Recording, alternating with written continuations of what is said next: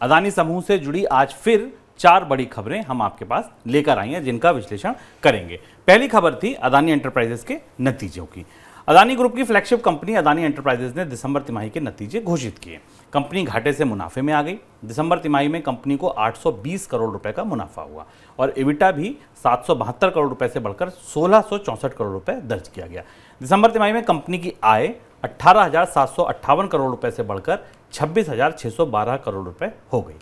Company के नतीजों के बाद शेयर में तेजी देखने को मिली। एक समय पे शेयर गिरावट के साथ काम कर रहा था, इसके बाद हरे निशान में आ गया। सर, इन नतीजों का क्या कोई अदानी समूह की संभावनाओं पर, आगे निवेशकों पर, बैंकों के रुख पर कोई असर पड़ेगा? अडानी समूह के अडानी एंटरप्राइजेस के नतीजों की संभावना थी, बाजार में गिरावट थी। हालांकि उसके अलावा अडानी के स्टॉक्स में आज भी वही गिरावट की स्थिति बनी रही। शुरुआत में कई सारे स्टॉक 5% के सर्किट पर फंसे हुए थे। जनरल अडानी एंटरप्राइज के साथ रिजल्ट्स आने के साथ थोड़ा सा सेंटीमेंट बेहतर हुआ, लेकिन यहाँ इन रिजल्ट्स को बाजार कुछ दूसरे नज़रिए से और निवेशक कुछ दूसरे नज़रिए से देख रहे हैं। अब सारी चीज़ें इस बात पर आकर टिक गई हैं, जैसा हम अपनी पिछली चर्चाओं में भी बताते रहे, सारी चीज़ें इस बात पर आकर टिक गई हैं कि क्या अडानी समूह के पास इतना कैश फ्लो उपलब्ध होगा अगले 2 साल तक कि वो अपने कर्ज की देनदारियां चुका सके। सारा घटनाक्रम अब यहां आकर टिक जाता है और उसमें अडानी एंटरप्राइज के नतीजे थोड़े से बेहतर हैं, लेकिन अडानी एंटरप्राइज की देनदारियां काफ़ी बड़ी हैं। अडानी एंटरप्राइजेस को करीब $11.2 बिलियन का कर्ज अगले 3 साल में चुकाना है और $10 बिलियन का कर्ज अगले 5 साल में चुकाना है। ऐसी स्थिति में अब निवेशक और खासतौर से कर्ज देने वाले बैंकर और बॉन्ड होल्डर इस बात पर निगाह रखेंगे कि अडानी की कंपनियों का कैश फ्लो कैसा है, और अगर कैश फ्लो नहीं बेहतर होता है तो आने वाले समय में कर्ज की साख को लेकर दिक्कत दिखाई देगी। हमें याद रखना जरूरी है कि मूडीज ने यह कह दिया है कि मौजूदा परिस्थिति में अडानी समूह अपने डेट की सर्विसिंग कर पाएगा, इसमें उसे संदेह है। लेकिन अडानी एंटरप्राइज के नतीजों ने लंबे समय के बाद, पिछले 3-4 दिन के बाद स्टॉक में थोड़ी सी तेजी की मदद दी। पर परिस्थितियां अभी भी बेहद जटिल हैं। भीतर से संसाधनों की कमी के कारण, कर्ज के कारण अडानी समूह पर करीब $30 बिलियन का कर्ज है। और अगर आप ओवरऑल नतीजे देखें तो जो ग्रुप का ईबिटा है वो पिछले साल $7 बिलियन के आसपास था। और यही वो फ़र्क है जिस फ़र्क में अडानी समूह के पास जितना कैश फ्लो बढ़ेगा, शायद निवेशकों का या बॉन्ड होल्डर्स का भरोसा उतना ही ज़्यादा बढ़ेगा। और जिस पर हमने कल चर्चा की थी कि यही वो ट्रैप है जिस ट्रैप में अडानी समूह अब उलझ गया है। क्योंकि अगर नई परियोजनाओं में निवेश नहीं होगा, वहाँ नए काम नहीं किए जाएंगे, कारोबार आगे नहीं बढ़ाया जाएगा, तो कैश फ्लो को मेंटेन रखना या नए रेवेन्यू को लाना मुश्किल होता जाएगा। आगे बात जांच की। अदानी समूह पर जांच की तलवार लटक सकती है, अदानी समूह जांच करा सकता है। हमने ऐसा पिछले हफ्ते एक मनी सेंट्रल में आपको बताया था, इसका थंब आप देख रहे होंगे, ये था पता चलेगा विदेशी लेन देन।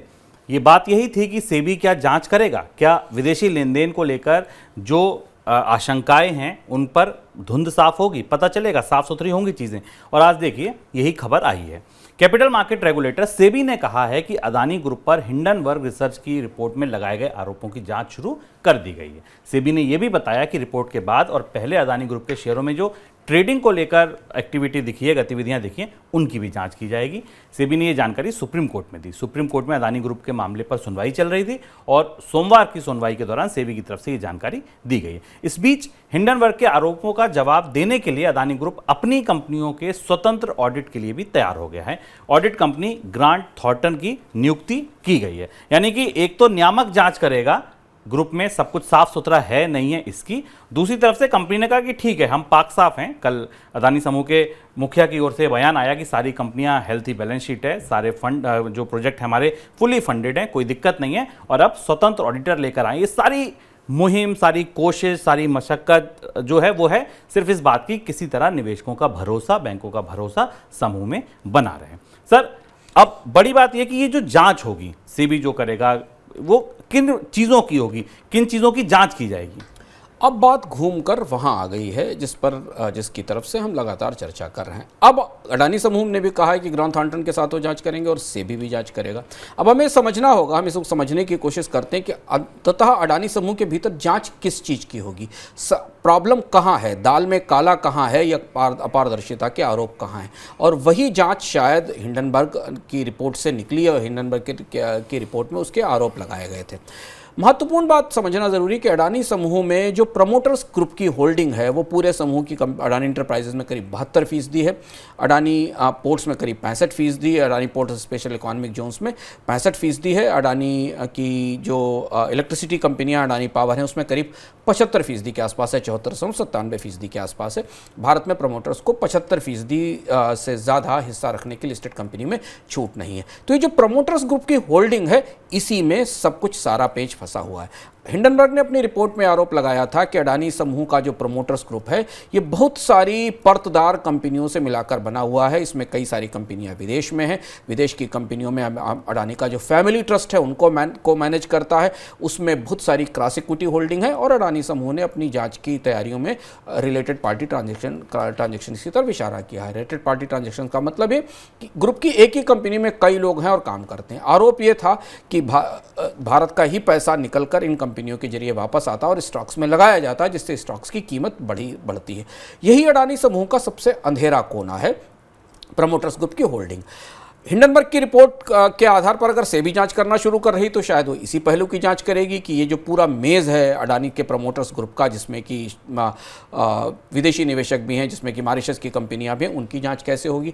दूसरी तरफ ग्रांट थॉर्नटन के जरिए भी शायद अडानी समूह खुद भी ऐसे संकेत मिल रहे हैं कि ये जो फैमिली ऑफिस वाला स्ट्रक्चर है जो प्रमोटर्स ग्रुप की पूरी होल्डिंग को मैनेज करता है, और इसी वजह से अडानी समूह का फ्लोटिंग स्टॉक बाजार में कम है, क्योंकि अडानी समूह में प्रमोटर्स बहुत बड़ी हिस्सेदारी लिए रहते हैं। इसकी पड़ताल की कोशिश करेगा। सारी समस्या, सारी अपारदर्शिता की मुश्किल यहीं छिपी हुई है। इस जांच से बाहर क्या निकलेगा, कैसे पता चलेगा? इससे हमें पता चलेगा कि पारदर्शिता के सवालों का समाधान कैसे निकला। ध्यान रखना जरूरी है कि सेबी अलग से 4 कंपनियों के खिलाफ अलग से भी जांच कर रहा है, जिनका रिश्ता अडानी समूह के एफपीओ से था, जो कि मॉरिशस में काम करती हैं। तो अगर ये जांच सेबी की तरफ से होती है और ग्रांट थॉर्नटन की तरफ से होती है, तब हमें अडानी समूह में कुछ पारदर्शिता के नए सारे संकेत मिलना शुरू होंगे। लेकिन ये सबसे जटिल और पेचीदा मामला है। और जैसा हम आपको बराबर बताते चले आ रहे हैं कि यहाँ चुनौतियाँ 3 स्तर पर हैं अडानी समूह में। एक, ये प्रमोटर्स ग्रुप की होल्डिंग में पारदर्शिता के गहरे सवाल हैं।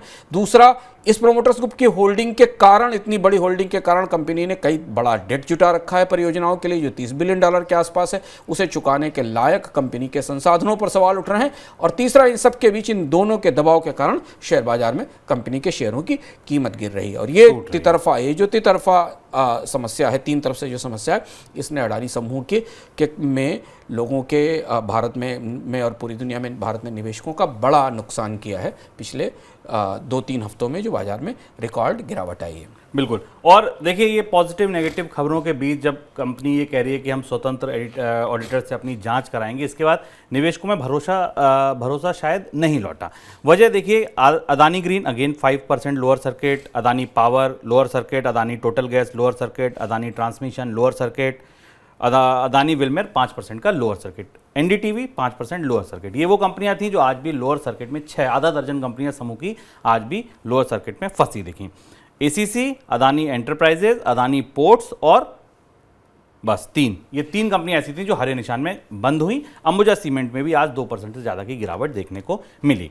अब अगली खबर की तरफ बढ़ते हैं सर। पैसा जुटाने के लिए हमने 2 दिन पहले आपको बताया था कि कंपनी हेज फंड के पास पहुंची है कि भाई पैसा दे दीजिए। हेज फंड बहुत आसान शर्तों पे बहुत सस्ता कर्ज नहीं देते हैं, ये हमने उस दिन बताया था। अब कंपनी ने एक और कोशिश की है। आज खबर ये आई कि अदानी ग्रुप ने अपनी कंपनियों में निवेश के लिए आबू धाबी के इंटरनेशनल होल्डिंग ग्रुप से बातचीत शुरू की है। ये बातचीत पिछले हफ्ते शुरू हुई थी और सोमवार को अदानी ग्रुप की कंपनियों का वरिष्ठ प्रबंधन आगे की बातचीत के लिए आबू धाबी गया है। रिपोर्ट में कहा गया है कि इंटरनेशनल होल्डिंग ग्रुप से $1 से $1.5 अरब के निवेश पर बातचीत हो रही है। सर, कैसे आएंगे ये $1 से $1.5 अरब? शुभम ने जो कहा कि अडानी समूह के ज़्यादातर स्टॉक्स लोअर सर्किट में फंसे हुए हैं। देखिए, वो अडानी इंटरप्राइजेस के नतीजे के बावजूद अडानी समूह के बाकी ग्रुप्स के स्टॉक्स के सेंटीमेंट में कोई सुधार नहीं हुआ। और जो दुविधा, जो बाजार में जो जटिलता और जिससे अडानी समूह मुश्किल में फंसता जा रहा है, उसकी मुश्किलें बढ़ती जा रही हैं कि कुछ एक बेहतर ट्रिगर के बाद भी बाजार का, निवेशकों का, एजेंसियों का भरोसा, खासतौर से खुदरा दुनिया की रेटिंग एजेंसियों का भरोसा नहीं बन पा रहा और कंपनी के समूह की चुनौतियां बढ़ती चली जा रही हैं, ये बात हमें दिखाई दी। क्यों ऐसा हो रहा है उसकी वजह इस तीसरी खबर में जिस पर हम चर्चा करने जा रहे हैं। हमने शुरुआत में कहा कि अब निवेशक ये देखना चाहते हैं कि अडानी समूह के पास पर्याप्त कैश फ्लो है क्या और उसके आधार पर वो अपनी कर्ज की देनदारियां चुका पाएगा, नंबर एक। और दूसरी चीज़ ये कि कर्ज की देनदारियां चुकाने के लिए, उस कैश फ्लो को मेंटेन रखने के लिए अडानी समूह ने जो विराट विस्तार योजनाएं एयरपोर्ट से लेकर अनाज तक और माइनिंग से लेकर रोड तक, माइनिंग से लेकर पोर्ट तक की हैं, उनमें निवेश के संसाधन कहाँ से मिलेंगे। अब यहाँ से एक तीसरी मुहिम पूंजी जुटाने की शुरू हो रही है। दिक्कत है नई पूंजी लाने की। 20,000 करोड़ रुपए का एफपीओ फेल होने के बाद तो अडानी समूह के पास कैपिटल और पूंजी की शॉर्टेज है और वो चुनौती साफ दिखाई दे रही है। और इसीलिए अडानी समूह ने उस एफपीओ के समय भी कहा था कि उसकी विस्तार योजनाओं पर असर पड़ेगा या रुक जाएंगी अगर एफपीओ सक्सेसफुल नहीं हुआ, जिसे उसे वापस लेना पड़ा। अब यहाँ चर्चाएं चल रही है कि अबू धाबी का जो इन्वेस्टमेंट ट्रस्ट है और सॉवरेन वेल्थ फंड्स है, उनसे पैसा लिया जाए। आपको याद होगा कि अबू धाबी के इसी आईएचसी ने अडानी समूह के फॉलो ऑन पब्लिक ऑफर में $400 मिलियन का निवेश किया था और आखिरी दिनों में वो निवेश करने वाला बड़ा निवेशक था, लेकिन फिर वो एफपीओ वापस हो गया, रद्द हो गया, तो ये निवेश बाहर चला गया। अब अडानी समूह नए सिरे से पूंजी लाने की कोशिश कर रहा है, कुछ तो हेज फंड के जरिए और कुछ इसके जरिए। जो $1.5 बिलियन का पैसा लाया जाएगा, उसके लिए अब ज़्यादा बड़ी कुर्बानी अडानी समूह को देनी होगी। चर्चा इस बात की है कि ये फंड शायद अडानी समूह से इस $1.5 बिलियन की कॉन्फिडेंस कैपिटल इसको कहा जा रहा है या इस मदद के लिए इस बेल आउट के लिए कंपनी के एसेट्स में और में हिस्सेदारी मांगेगा। ऐसा माना जा रहा है कि मुंबई का international airport, Adani port, Adani SEZ, इन जैसी कंपनियों की एसेट्स के बदले शायद ये पैसा लिया जाएगा। और अब अगर कोई बड़ा इन्वेस्टर इस तरीके का $1.5 बिलियन का इन्वेस्टर शुभम पैसा लेकर आता है तो उसे अडानी के बोर्ड में जगह भी देनी होगी, जबकि हम पहले से आपको बता चुके हैं कि ये बोर्ड पूरी तरह ये कंपनी अभी प्रमोटर्स होल्डिंग से और प्रमोटर के परिवार के, अडानी और अडानी परिवार के नियंत्रण से चलती है। यह बेहद महत्वपूर्ण घटनाक्रम है। ये यहाँ से अडानी समूह समूह कैसे अपने आप को ओपन करेगा, एक्सपोज करेगा, कौन सी एसेट्स लेकर आएगा, क्या कोई निवेशक ऐसी स्थिति में सामने आने को तैयार होगा, ये देखना होगा। तो ये था अडानी समूह का एक और पहलू, जो चौथा पहलू आज खुलकर आ रहा है, जो हम लगातार फॉलो कर रहे हैं। तो अब जांच की आंच शुरू हो गई है, जांच होना शुरू हो गई है। अडानी समूह खुद अपने कामकाज की जांच करा रहा है और पूंजी की जद्दोजहद, नई पूंजी जुटाने की, नए तरीके से पूंजी लाकर किसी तरह से विश्वास बढ़ाने की जद्दोजहद चल रही। आगे क्या होता है बाजार पर हमारी नज़र रहेगी। बिल्कुल, और सारी खबरें आप तक पहुंचती रहेंगी।